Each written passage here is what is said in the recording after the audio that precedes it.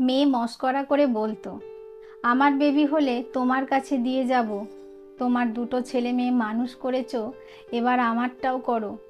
মা উত্তরে বলতো, দুটো মানুষ করে আমার জীবন শেষ, আর পারবো না।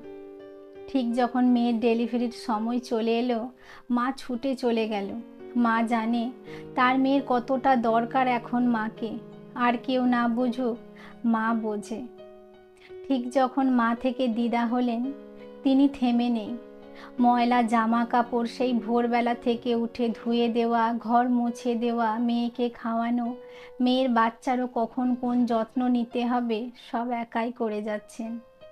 মা পাশে আছে এই ভেবে মেয়েটাও শান্তিতে ঘুমায়। অনেক ব্লিডিং হয়েছে, অনেক ঘুম দরকার।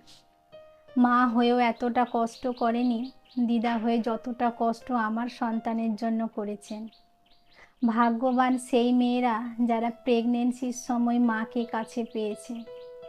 পৃথিবীর সকল মায়েরা ভালো থাকুক। মায়ের এই ঋণ কখনোই শোধ করতে পারবো না।